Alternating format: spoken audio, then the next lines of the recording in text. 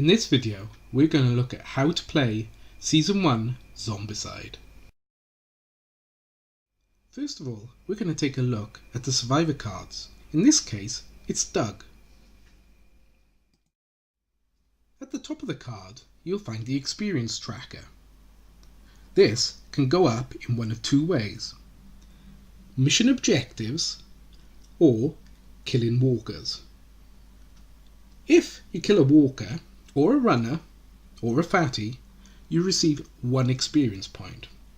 Killing an abomination will give you 5 experience points. The objectives can be achieved and will give you extra experience points, although exactly how many you will find in the mission summary. As you go up from blue to yellow, you'll gain 1 action.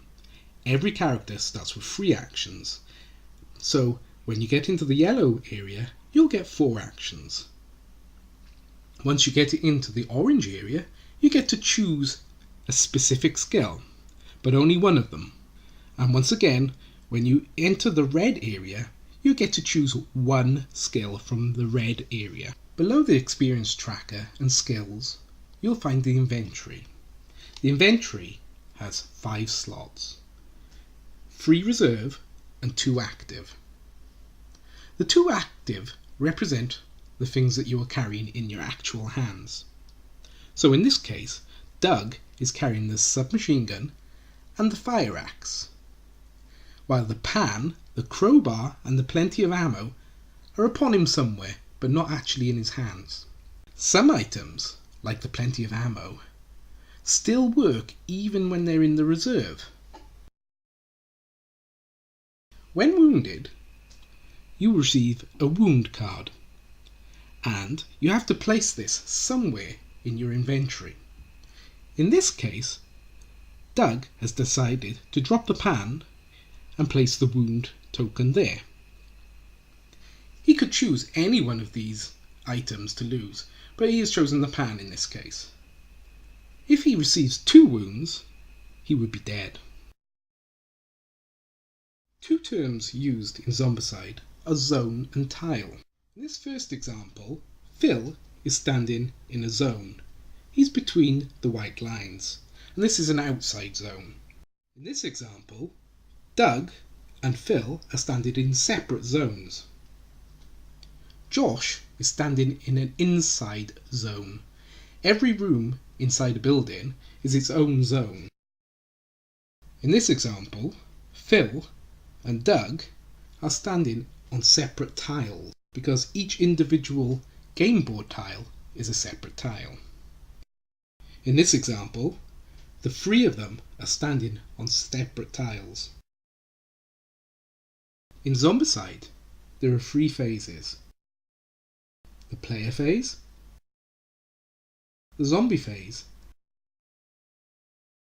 and the end phase. We'll have a look at each of these, starting with the player phase. Each survivor has 3 actions to start with, and the player holding the player token gets to activate all of his survivors first. Each survivor can then perform any one of the following actions any number of times up to the 3 actions that they start with. They can move, search, open a door, reorganize their inventory, swap equipment, ranged combat, melee combat, drive a car, change seat in a car, get in or out of a car, take or activate an objective, make noise or do nothing. Movement. So, by using 1 activation, Phil can move forward here or backwards here. He couldn't move diagonally here. You can only move in straight lines in Zombicide. Neither could Phil go through the door to his right. Once Phil has used 1 activation to move, he could use another activation to continue moving to another space. Breaking away in movement. In this example, Phil finds himself on a zone with a walker. It would cost him 2 movement activations in order to get away from this zombie. 1 to move away from the zombie. In this example, there are 2 zombies. This would take 3 activations to get away. 2 for each of the zombies and 1 for the space he's moving into. This final example has 3 zombies in it. Phil is really in trouble now. It's going to cost him 4 activations to move into this area. 1 for each of the zombies and 1 for the area he wishes to move into. Searching. You can search any indoor zone. In this example, Phil is in an indoor zone and may choose to search. He'd use 1 activation to search. He can only search 1 area per turn. Therefore, if he uses an activation to search this area, he couldn't search it again by using another activation, or move into another area and try and search that. Another stipulation of Phil searching this area is that there are no zombies in that area. Zombies will stop you from searching. In this example, Phil and Doug both find themselves in the same zone. They both decide to search this zone, expending 1 activation each. They might decide to stay here, and next turn they could expend another activation in order to search again. Indoor zones are the only places you can search, with the exception of cars. In this case, Phil comes across the police car. He may use 1 activation to search the police car. He draws from the equipment pile until he gets a weapon or an ARG. If it's an ARG, it interrupts his search. You can search the police car as many times as you wish, but only once per turn, per survivor. The Pimp Mobile, you can only search once, and it will have either Miles' shotgun or the evil twins. You cannot search a car if there is a zombie already on that zone. Open a door.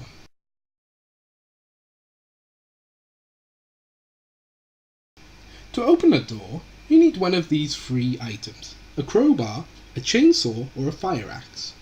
A chainsaw and fire axe make noise when they open the door, as indicated by the yellow symbol up on the top right hand side of the card. A crowbar, however, is a silent way of opening doors, as indicated by the blue symbol up in the top right hand corner. So we go back to Doug. He has the door in front of him. He uses the fire axe we know he has in his inventory. The fire axe, however, is a noisy weapon when used to open a door, so we place a noise token. Now, every zone that has been opened up, thanks to Doug opening this door, now has to have a zombie spawn. So, we draw a card for each new zone which has been revealed, and we place the corresponding zombie upon that area. So, in this instance, being experience of blue, we spawn 1 walker zombie in this area, and we do this for the whole area. While doing so, he pulls up a card which shows a manhole cover.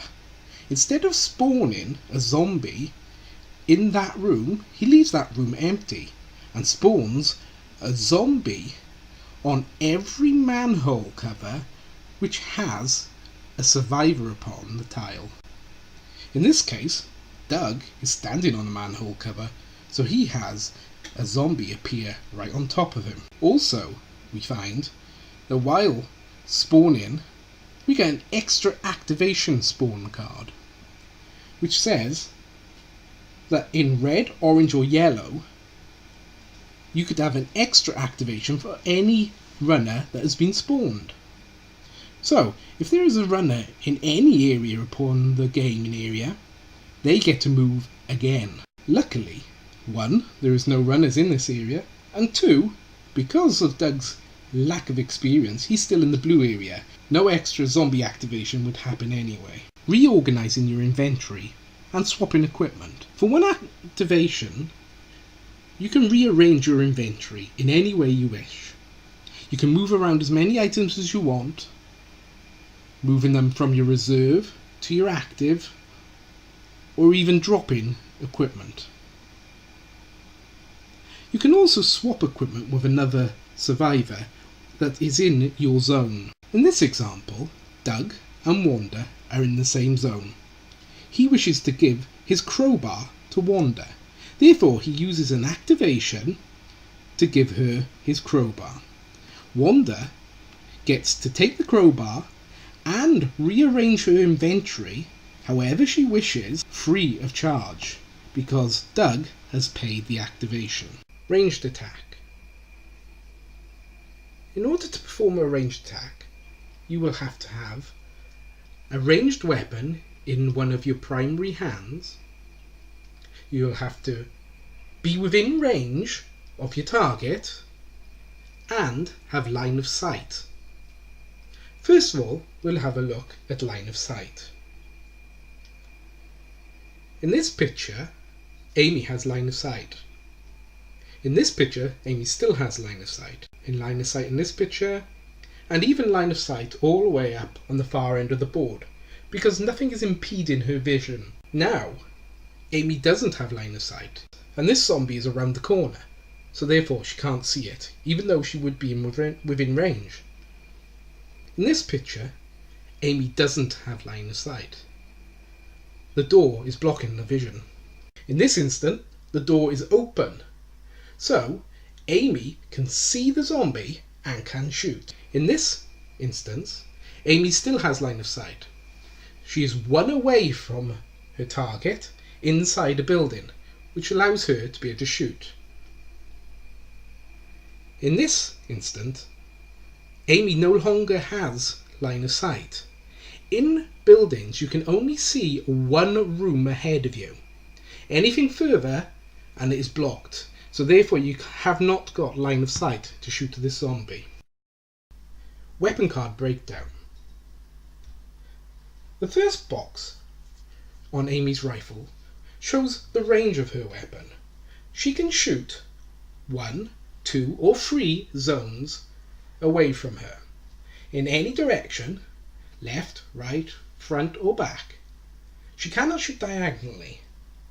You can only shoot in straight lines. The next box shows how many dice you can shake. In this case, Amy can shake 1 dice, and in order to hit, she needs to get a 3+. If she does hit, she causes 1 wound, which is enough to kill a zombie or a runner. However, it isn't enough to kill a fatty, who needs weapons with strength of 2 or more. Shooting a fatty several times with a weapon strength of 1 will not kill it. It has to have a weapon strength of 2 or more. Some weapons, like this sub-MG, has the dual wield emblem up in the top left. This means that if you have 2 sub-MGs in your active hands, that you can shoot them both at the same time for 1 action, getting 6 dice for 1 action. To kill a walker or a runner, you need a weapon with a strength of 1, as seen here on the pistol and the crowbar, both of them having the blood splat with a 1 on it. Here, the fatty needs a 2, and we have a fire axe which has 2 wounds caused. Finally, we have the abomination. He needs a Molotov in order to kill him, as this will kill anything that is in a single area, including survivors. Targeting priority. When a survivor decides to shoot into an area, there is a targeting priority, meaning the first person hit are, in this order, survivor, walker, fatty or abominations, then runners. So in this case, Amy has 2 sub-MGs, dual wielding. She opens fire, and by some lucky dice roll has rolled 6 hits. First of all, Doug is killed, because he takes 2 wounds to kill. So that means she has 4 wounds left to inflict. She has to kill the one zombie and then the second zombie, meaning she has 2 wounds still to inflict. However, her weapon hasn't got the damage to get through the fatty to get to the runner. So therefore, the fatty and the runner are left unscathed. The only way around shooting priority, or targeting priority, is if Amy was armed with a rifle with a scope, turning her rifle into a sniper rifle, in which case she can choose which target to shoot at. Some weapons, such as the sawn-off shotgun, can be fired using one action, however cannot be fired again using a second action. Instead, a second action must be used to reload the weapon, which can then be fired again for a third action. However, if someone fires and doesn't reload during the rest of the turn, when it comes their turn again, the weapon is automatically reloaded. Melee attacks are carried out in much the same way as a ranged attack, with the exception that you have to be in the same zone as your enemy. In this case, Amy finds herself outnumbered by a fatty, a zombie, and a runner. She's using a fire axe, so she decides to use all 3 of her actions to attack.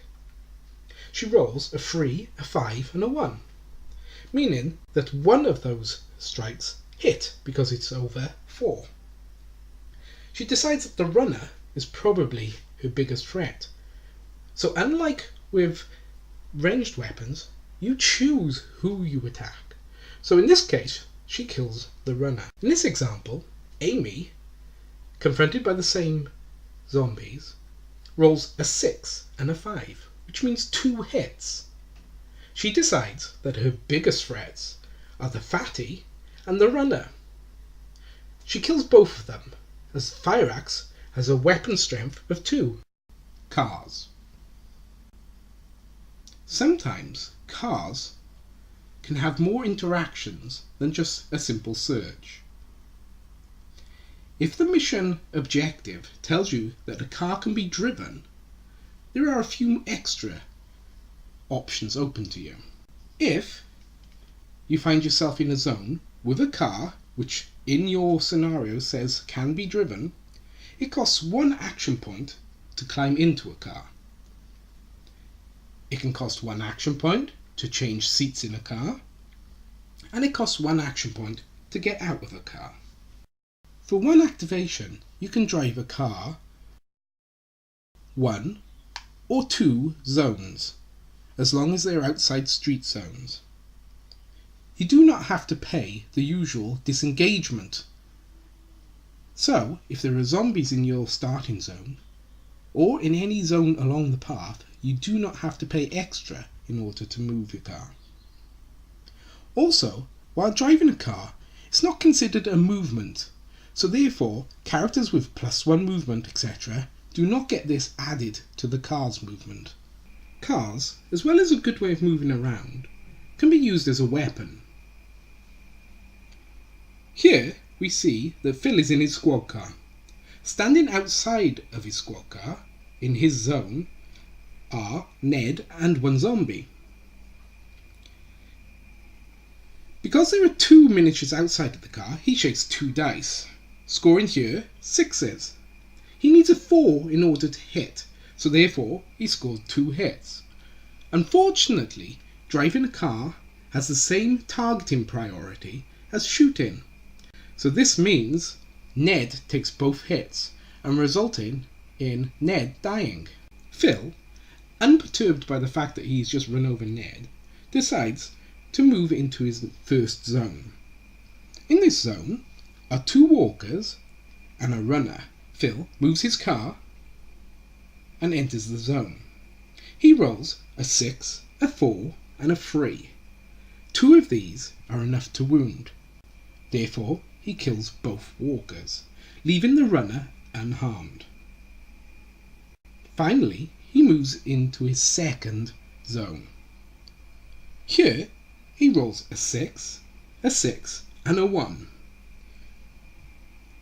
In this zone are 1 walker, 1 fatty and 1 runner. The 6 is enough to kill the one walker. However, cars cannot hurt fatties. And because the car can't hurt the fatty, using the same targeting priority as shooting, the runner is left unharmed. Now Phil is stuck in a zone with a fatty and a runner, unless he uses another activation to move his car again. Taking or activating objectives. In this example, Phil is in a building. His objective is one room away. So he uses one action to move to the objective and uses another action in order to pick up the objective or interact with it in some way. Making noise. As explained later, making noise is sometimes very important. And for each activation, your survivor can make a noise. Do nothing. Sometimes doing nothing can be the best plan, and this allows you to do that. Zombie phase. Zombies work on a pre-programmed mechanic. Walkers and fatties both have one activation, while a runner has two. Zombies can do one of two things. They can attack or move. If a zombie starts its turn in an area with a survivor, it will attack them. If there are more than one survivor in that zone, the players can decide between them who's going to take the hit. That player then replaces one of its equipment cards with a wound. Zombies always inflict one wound. If a zombie hasn't got a survivor in its zone, it will move. And how it moves is very specific. A zombie's first priority of attack is the noisiest group it can see. Each survivor is considered to be one noise token. So in this case, Phil is one noise token, and Wanda and Ned are two. Therefore, it would head for Wanda and Ned. However, survivors can make noise, as mentioned earlier. So in this example, Phil has been very brave and made 3 noises. This makes him now the noisiest group that the walker can see. Therefore, he is now their targeting priority. Here, Phil is further away than Wanda and Ned, but he is the noisiest group, and the zombie can see him. Therefore, although he is further away, Phil is still its priority, as he is the noisiest group the zombie can see. If a zombie cannot see any survivors, it will head for the noisiest group. In this case, it would head for Ned and Wanda. If this door was the only way into this building, it would have to stand here and wait while it tried to figure out how to get to the survivors. If there is another door, which is open, it will use the shortest route to get to those survivors. Zombie spawning. This happens after all zombies have had their activations. Zombie spawning spots are the main way for zombies to come into play. The other way is by opening doors, which we mentioned earlier. However, now we're looking at zombie spawning spots, which are these red tokens, as seen here. On this board we have 2. When it's the time to spawn zombies, which is after all other zombies have activated, you draw a card for each zombie spawning spot. So here we draw a card. If they're in blue experience, they would spawn a fatty. All fatties come with 2 walkers as their escorts. So whenever you draw a fatty, you always have to draw their 2 walkers as an escort. In yellow, you can see that you would spawn 3 walkers. In orange, 4 walkers. And in red, you would spawn 2 runners. Then, we move up to the other spawning spot. Here, we draw a card. If you're in blue, it'd be 1 walker, yellow 2 walkers, orange 6 walkers. And in red, as you might be able to see here, there is a fatty with a plus sign on him. This means it would be an abomination which would be spawned. Luckily, we're playing as if our people have experience of blue. Therefore, it's 1 lone walker. When drawing a spawning card, you may draw an extra activation or a manhole cover. These rules have been explained earlier in the section when I explained about opening doors. End phase. End phase is the phase which has the least to do. First of all, clear away all noise tokens ready for the next turn. Also, you pass the player first token to the next player to your left. Thank you for watching Zombicide Season 1, How to Play. I hope you found this of help, and I hope you find that it clears up some rules that you may have been struggling with. If you have any troubles with any rules, please comment down below and I'll get back to you as soon as I can and clear up, if I can, any rules that you may find problematic. Until next time, have fun playing Zombicide. Goodbye.